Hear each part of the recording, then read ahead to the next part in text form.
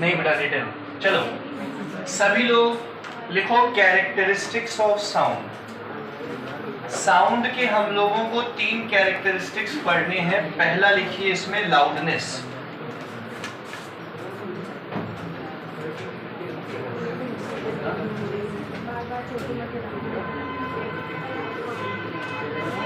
पहला लाउडनेस, ठीक है, पहला लाउडनेस तो पढ़ ले। हाँ सभी लोग इधर देखो, तिवारी जी देखो बेटा इधर, क्या है loudness?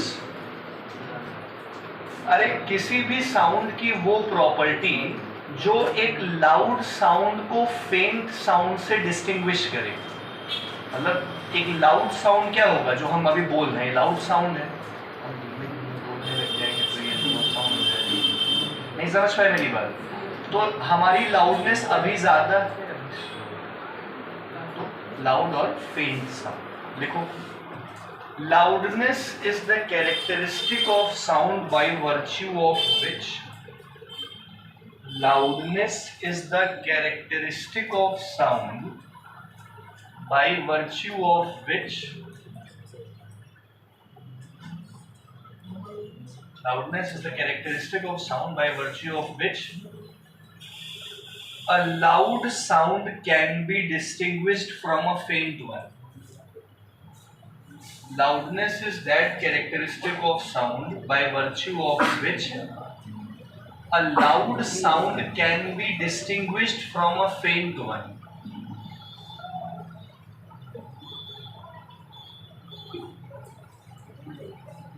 A loud sound can be distinguished from a faint one.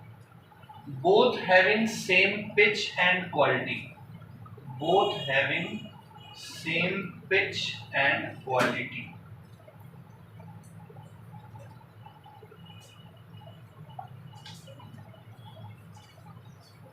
ठीक है, both having same pitch and quality. इधर देखो बेटा सब लोग, ये नजरें बोर्ड पे रखिए। ये 2 साउंड्स हैं, एक ये एक ये।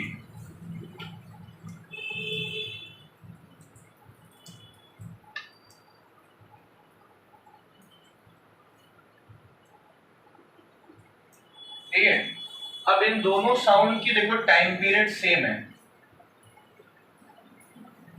दोनों का टाइम पीरियड सेम है, मतलब दोनों की फ्रीक्वेंसी क्या होगी, सेम। बस दोनों में, और दोनों का वेव फॉर्म भी एक जैसा है, दोनों ही सेम ऐसी वेव्स हैं, इसको साइन वेव कहते हैं, फिलहाल वो छोड़ो। दोनों का वेव फॉर्म भी सेम है, दोनों की फ्रीक्वेंसी भी सेम है, लेकिन इसका एम्पलीट्यूड जो है वो इसके एम्पलीट्यूड से क्या है, तो कौन सा साउंड ज्यादा लाउड है, जिसका एम्पलीट्यूड बड़ा है,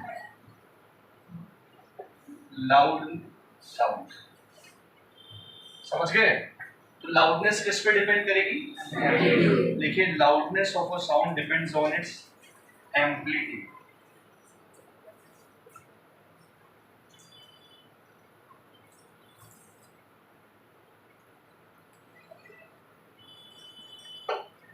loudness of a sound depends on it's amplitude. ठीक है, समझ गए? ये बना लो, स्मॉल एम्पलीट्यूड कम लाउड और ज्यादा एम्पलीट्यूड ज्यादा लाउड।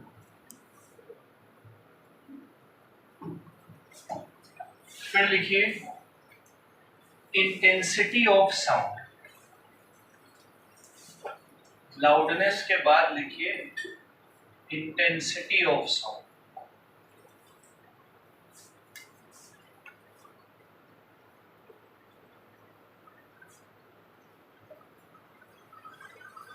इंटेंसिटी का मतलब देखो, किसी पॉइंट पे, किसी जगह पे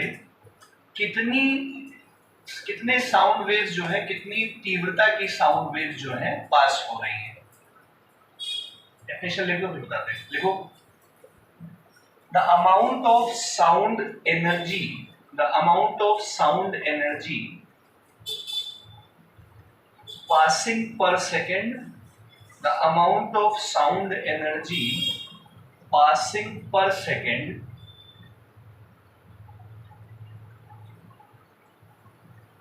normally through unit area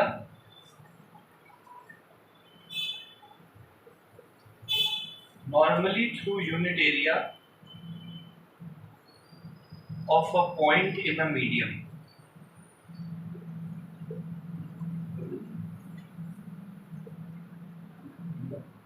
In a medium, किसी मीडियम में,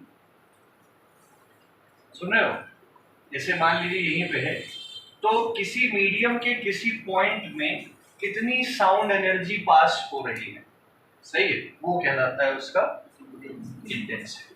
ठीक है बेटा, लेट क्यों आते हो? रोज नहीं कोई होता है? अच्छा कोई बात नहीं, लिखो यहाँ तक समझ में आ गया सबको? इसके बाद लिखिए subjective nature of loudness,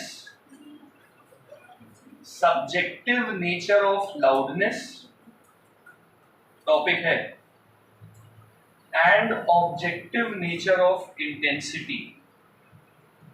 subjective nature of loudness and objective nature of intensity.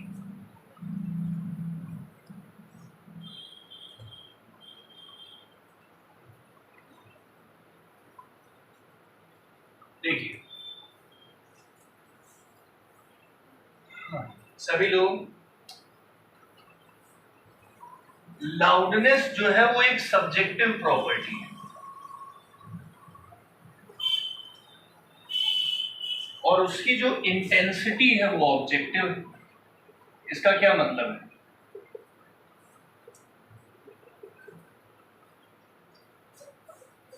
जैसे मैंने कहा कि भाई एक बूढ़ा इंसान है ना, बूढ़े इंसान के पास अगर हमने कोई आवाज भेजी तो उसको उतना नहीं सुनाई देगा अगर थोड़ी हियरिंग कमजोर है, लेकिन एक जवान आदमी, आप लोग के पास अगर हमने वही आवाज भेजी तो आपको तेजी से आवाज आएगी, नहीं समझे? तो उस बूढ़े इंसान के लिए जो लाउडनेस है वो कम होगी और आप लोग के लिए लाउडनेस क्या होगी?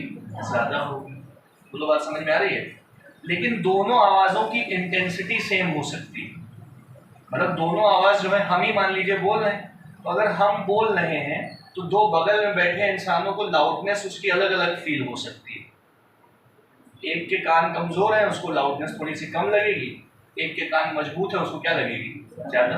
तो लाउडनेस किस पे डिपेंड करती है? सब्जेक्ट पे। नहीं समझ पाए? तो loudness is a subjective property, और इंटेंसिटी जो है वो लाउडनेस की किस पे डिपेंड करेगी? ऑब्जेक्ट। देखो नहीं समझ पाए हम क्या कहना चाह रहे हैं? अच्छा, इसको किताब है सबके पास? पढ़ो, बुक में पढ़ो।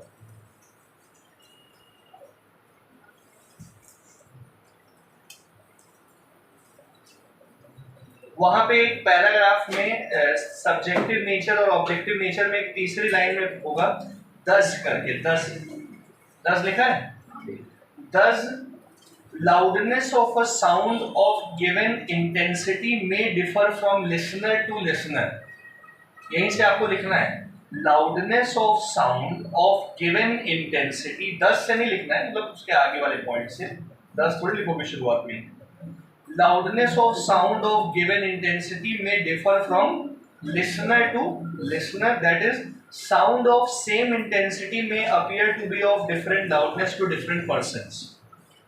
Further, two sounds of same intensity but of different frequencies may differ in loudness even to the same listener because the sensitivity of ears। ये भी छोड़ दो। और अच्छा ठीक है, सीधी भाषा में बताएं तो दो सेम इंटेंसिटी की आवाज अलग अलग लोगों को अलग अलग सुनाई दे सकती है। नहीं समझे मेरी बात? तो ये चीज लिख लो आप लोग, मैं क्या कह रहा हूं। Subjective nature of loudness means, बेटा कल लेट आ रही, चलिए देखो, subjective nature of loudness means for a given intensity of sound Subjective nature of loudness means for a given intensity of sound,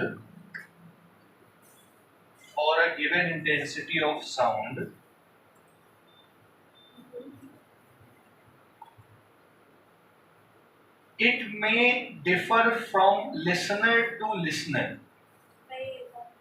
For a given intensity of sound, it may differ from listener to listener. That is sound of same intensity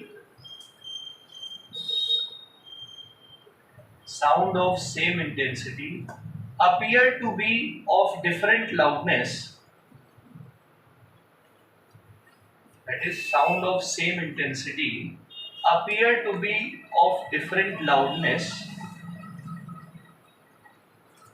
ठीक है, for different persons.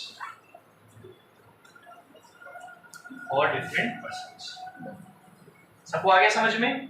और intensity objective है, मतलब जिस object से आवाज आ रही है। भाई हम बोल रहे हैं तो हम तो वही आवाज में बोल रहे हैं ना। अब किसी को कम सुनाई दे रहा है, किसी को ज्यादा सुनाई दे रहा है, तो वो उनका सब्जेक्टिव नेचर है साउंड का। हमारा ऑब्जेक्टिव नेचर क्या है हमारे आवाज का, कि हम तो उतनी तेजी से बोल रहे हैं ना। नहीं समझ पा रहे हो? ठीक है, बहुत बढ़िया। और उधर लिखो, उसमें स्टॉप के बाद लिखो, intensity being a measurable quantity is objective in nature. Intensity being a measurable quantity,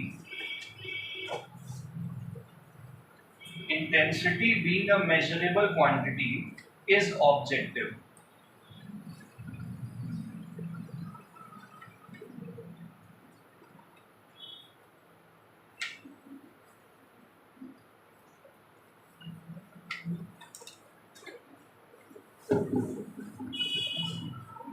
नहीं समझ पाए? इंटेंसिटी को मेजर किया जाता है इसलिए वो ऑब्जेक्टिव है। बहुत बढ़िया, आगे बढ़ जाएं। इसके बाद लिखिए फैक्टर्स अफेक्टिंग लाउडनेस।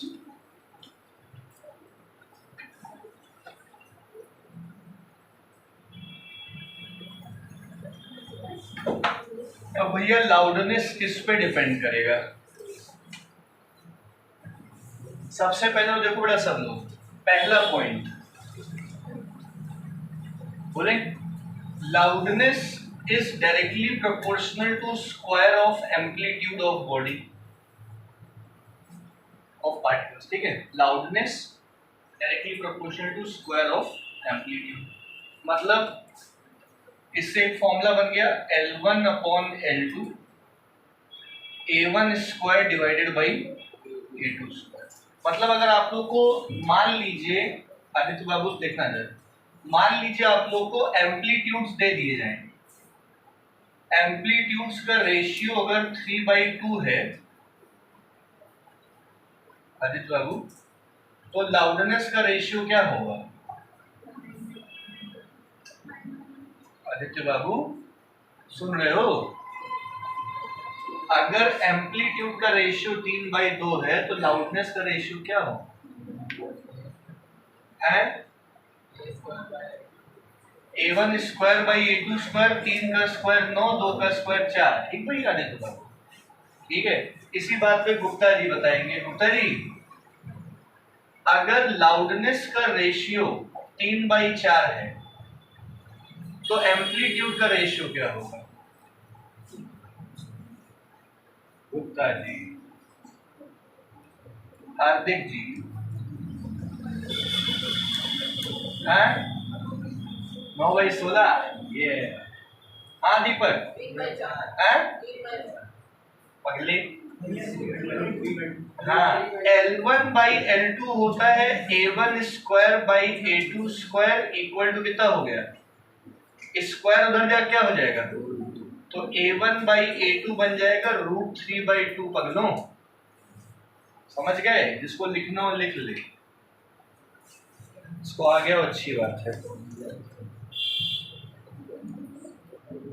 चलो कोई बात नहीं, आइए सभी लोग देखो ना, ये समझ आ गया? तो एम्पलीट्यूड पे डिपेंड करती है, जितना एम्पलीट्यूड बढ़ाएंगे उतना ज्यादा वो क्या बढ़ेगा, लाउडनेस। ठीक है, दूसरा देखो बेटा, दूसरा फैक्टर लिखिए, inversely proportional to square of distance.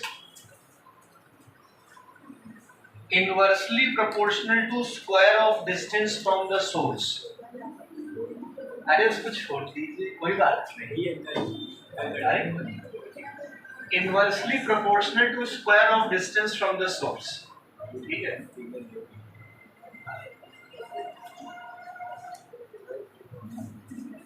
ये L is inversely proportional to D square. इसका क्या मतलब है बेटा, बातें ना करी जो भी कर रहे हैं।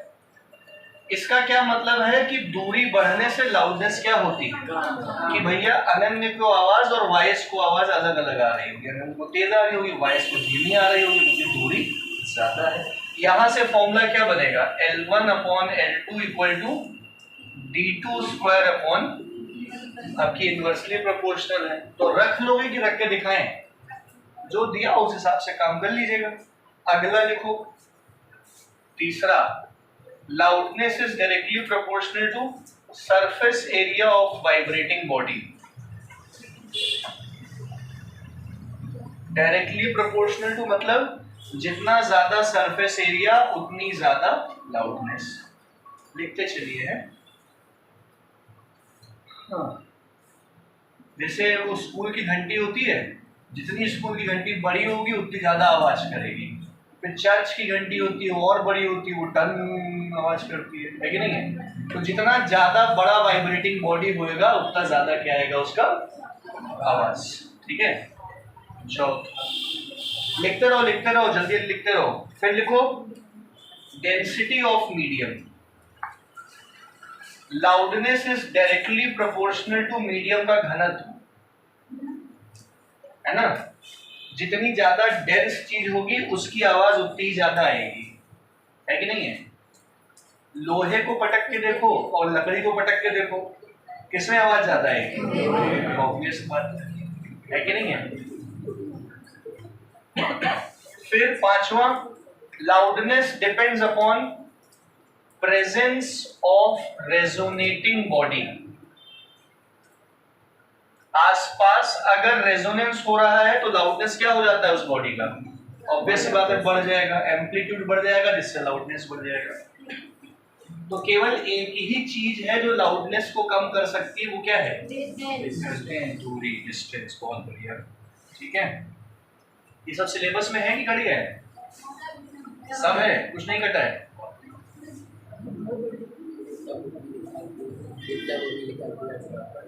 ठीक, अच्छी बात। हाँ तो भाई लोगों चलो देखो, यूनिट ऑफ लाउडनेस।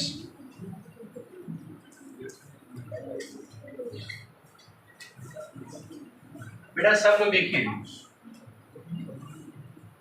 नजरें बोर्ड पर रखिए।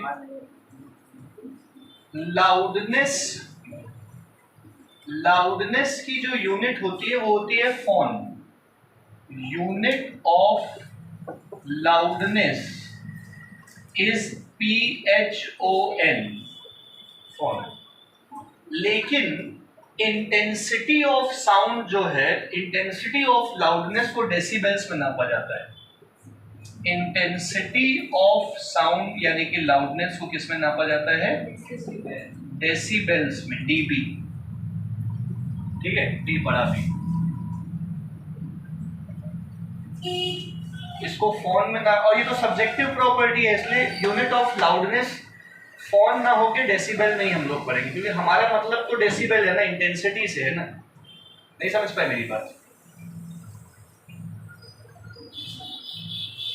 ये जो पार्ट आपकी किताब में लॉग से रिलेटेड है ये कटा हुआ है, जितना भी लॉगरिथमिक पार्ट है वो पूरा कटा है, वो मत पढ़िएगा। हाँ नहीं, वो लॉग वैसे भी कोई काम का नहीं है, 10th लेवल तक कोई काम नहीं है। कोई समस्या? कोई समस्या? आपकी किताब में, किताब है सबके पास? आपकी किताब में देखो एक टेबल बनी होगी, level of sounds produced by different objects, दिख रहा है सबको? उस टेबल में देखो एक लिखा होगा नॉर्मल कन्वर्सेशन, बीच में लिखा है 50 डेसिबल वाला, देखा? नॉर्मल कन्वर्सेशन याद कर लो कि 50 डेसिबल्स की होती है। हम और आप आराम से बात कर रहे होंगे तो 50 डेसिबल्स में बात कर रहे हैं। लिख लो एक कॉपी में, नॉर्मल कन्वर्सेशन 50 डेसिबल, ठीक है?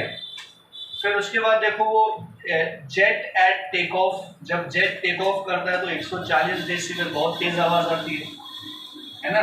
पॉप कॉन्सर्ट्स 130 डेसिबल, सायरन 120, इसी प्रकार करते करते करते करते 80 के ऊपर अगर चला गया मामला, सुन रहे हो? 80 डेसिबल के ऊपर जाने पे वही साउंड नॉइस पोल्यूशन बन जाता है।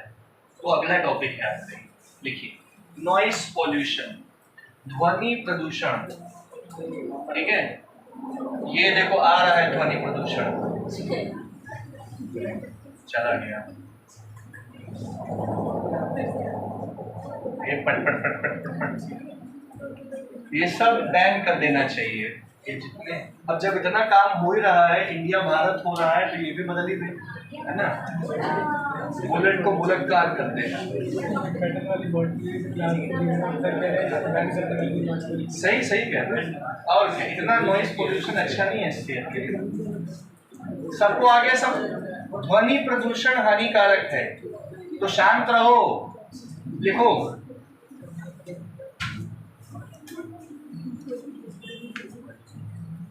देखो 80 डेसिबल्स तक जो है ठीक लगता है मामला, है ना?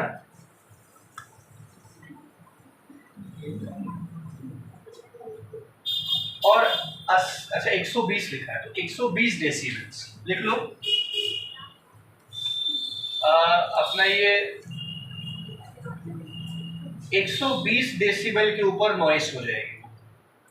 डेफिनेशन लिखवानी पड़ेगी इसकी बनवा के, देखो किताब में लिखी हुई है। Disturbance produced in the environment due to undesirable loud and harsh sound of level above 120 decibels from various sources such as loud speaker, siren, लिखना नहीं है, रुक जाओ, पढ़ना है केवल। Loud speaker, siren, moving vehicles etcetera is called noise pollution. समझ गए? ये डेफिनेशन आप लोगों को घर से लिखनी है, लिख लोगे डेसिबल? हाँ, पूरा डिस्टर्बेंस से लेके इज कॉल्ड नॉइस पोल्यूशन तक, ठीक है?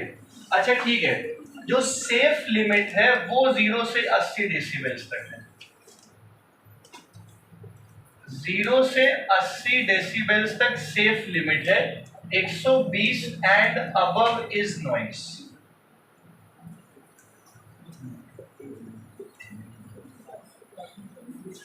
ये लिख लेना। वीडियो बंद हो गया, चल रहा है, कॉल आ रही है, ठीक है? चलो, किसी को कोई समस्या? कोई समस्या नहीं है, बहुत बढ़िया। आगे बढ़ते हैं, जल्दी जल्दी करिए, चैप्टर कंप्लीट करना है आज ही, और कल टेस्ट है। जितनी नहीं रिटर्न तुरंत चेक करेंगे। जितनी भी वीडियोस पढ़ी है सब देख के अच्छे से सब चीजें याद करके कल टेस्ट दे दीजिएगा, है? तो हाँ बेटा, इसी टाइम है? नहीं, इसी टाइम कोचिंग है, आपको टाइम मिल जाएगा पढ़ने का, फिर बाद में बहाना बनाएंगे सुबह सुबह बुला लिए। लिखो अगला, पिच, टॉपिक डालो बेटा, लिखो पिच। ये साउंड का दूसरा कैरेक्टरिस्टिक है पिच।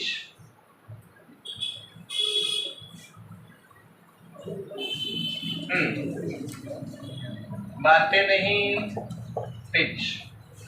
पिच का मतलब हो गया निशल बाबू श्रिलनेस।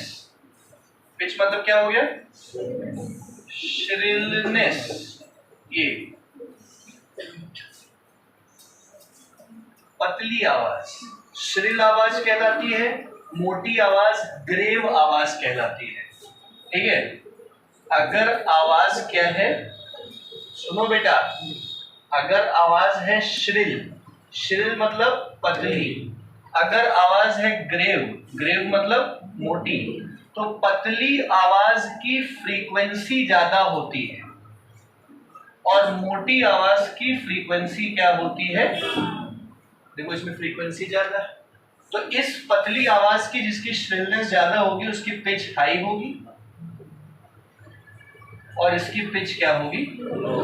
लो। जैसे लड़कियों की आवाज होती है तो उनकी पिच हाई होती है। घर में मम्मी डांटे और पापा डांटे तो फर्क होता है दोनों डांटने में, है ना? मम्मी तो खैर जान गए होंगे बात नहीं, समझ गए सब लोग? तो देखो, pitch is that characteristic of sound by virtue of which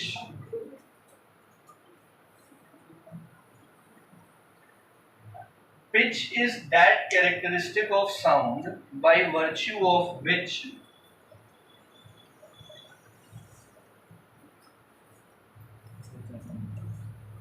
a shrill note can be distinguished from a grave one. A shrill note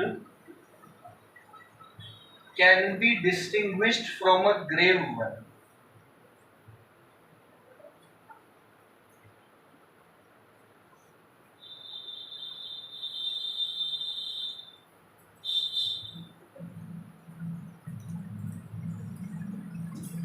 ठीक है? grave one of same loudness. दोनों की आवाज की लाउडनेस सेम होनी चाहिए तभी पिच समझ पाएंगे आप। ठीक है? अब जैसे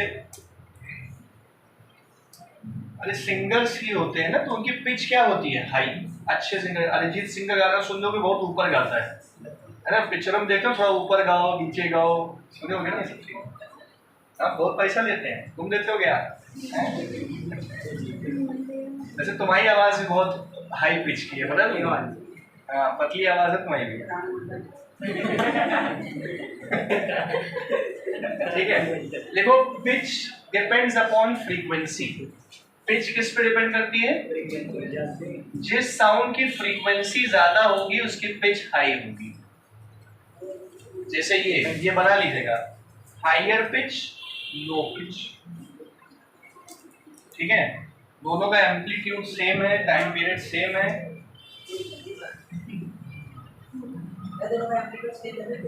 एम्पलीट्यूड भी सेम होना चाहिए और ये लेंथ भी सेम होनी चाहिए। मतलब यहां से यहां तक की बात है, लेंथ सेम नहीं होनी। हाँ, व्हाट वही नहीं पड़ी।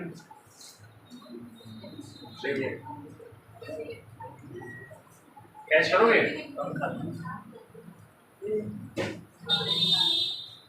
चलो,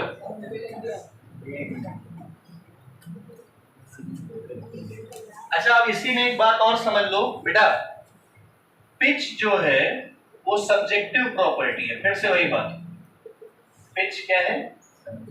differs from person to person. लेकिन फ्रीक्वेंसी क्या है? ये मेजरेबल है, तो frequency is measurable, hence objective. Subjective क्यों है? क्योंकि ये डिपेंड करती है पर्सन टू पर्सन। सही, ये लिख लीजिएगा अपने हिसाब से, छोटा मोटा चीज लिखते रहिए।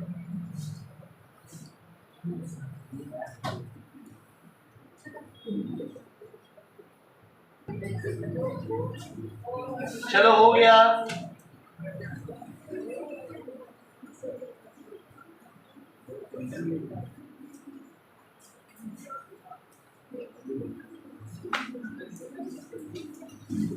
चलो बढ़िया, सब लोग आगे बढ़ते हैं। देखो तीसरा बेटा, हम लोगों ने दो प्रॉपर्टी पढ़ ली। अब कौन सी प्रॉपर्टी? तीसरी, क्वालिटी या टिम्बर। क्वालिटी ऑफ साउंड या इसी को क्या कहते हैं? टिम्बर। सही है? सभी लोग इधर देखो बेटा, दीपक इधर ध्यान दो। हमने कहा कि दो अलग अलग इंस्ट्रूमेंट से आवाज आ रही है। सही है? एक आवाज जो है ये गिटार की है, एक आवाज जो है वो किसकी है? कुछ वायलिन की हो गया, जो भी है कुछ और होगा। अब दोनों आवाजों का एम्पलीट्यूड क्या होना चाहिए? सेम। फ्रीक्वेंसी क्या होनी चाहिए? सेम। सही है, तो टाइम पीरियड भी सेम ही होगा, लेकिन दोनों का वेव फॉर्म अलग अलग है। इसका वेव फॉर्म ऐसा है तो ये किसी इंस्ट्रूमेंट द्वारा बजाया गया होगा, और इसका वेव फॉर्म ऐसा है तो किसी इंस्ट्रूमेंट द्वारा बजाया गया होगा। नहीं समझ पाए? तो दो साउंड्स जिनकी पिच और लाउडनेस सेम है, मतलब फ्रीक्वेंसी और एम्पलीट्यूड सेम है, लेकिन दोनों का वेव फॉर्म अलग अलग है, क्योंकि दोनों को अलग अलग इंस्ट्रूमेंट्स द्वारा बजाया गया है। लिख लो, quality of sound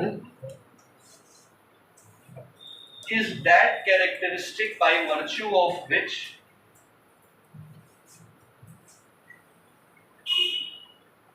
quality of sound is that characteristic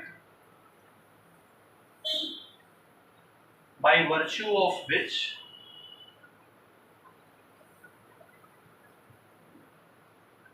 two sounds of same loudness and same pitch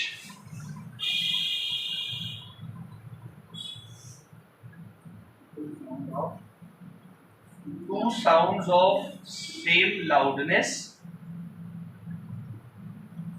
and same pitch can be distinguished by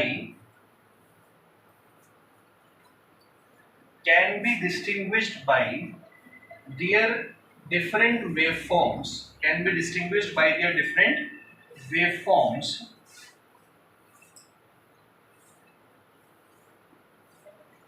ठीक है, can be distinguished by their different waveforms because they are emitted by two different instruments.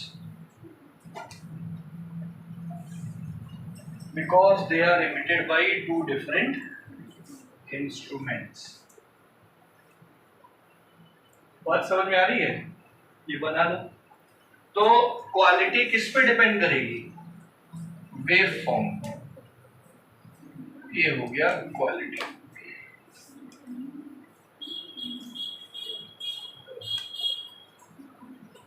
Aditya, मजा आ रहा है बेटा?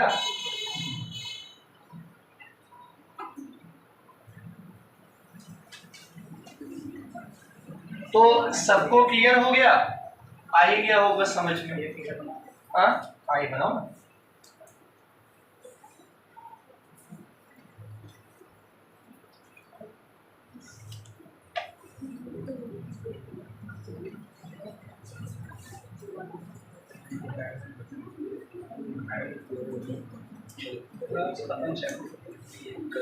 चलो आगे बढ़ते हैं।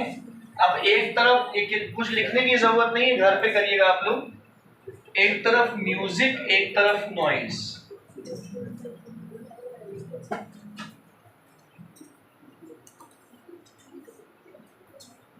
अपनी अपनी किताब में देखो, एक तरफ म्यूजिक है, एक तरफ क्या है? नॉइज। पढ़ो भैया। अब इसमें कुछ पढ़ने के होते नहीं। एक म्यूजिक में पढ़ो, क्या लिखा है? Regular, smooth, pleasant to ears. उधर क्या लिखा है? Harsh, discordant and unpleasant to ear. समझ गए होंगे। इधर क्या है? Vibrations are periodic. मतलब समय अनुसार वही चीजें हो रही हैं, रिपीट हो रही हैं। लेकिन उधर क्या है? कुछ भी कभी भी हो रहा है ना? समझ गए? ये पढ़ ले। अच्छा, ये चौथा पॉइंट पढ़ो। साउंड लेवल इज लो, 10 से लेके कहाँ तक? 20। और उधर sound level is high, above 120। यहाँ वेव फॉर्म रेगुलर होगा, वहाँ वेव फॉर्म क्या होगा? ये देखो, ये म्यूजिक है, ये क्या है? कुछ भी जा रहा है कहीं, तो क्या हो गया? अरे वो तब जब इरेगुलर, बाकी तो नॉर्मली रहती है वो भी। सब लोग समझ गए? एक्सरसाइज खोल लो।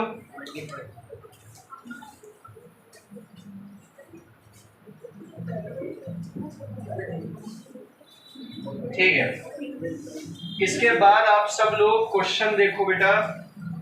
एग्जाम्पल का पहला,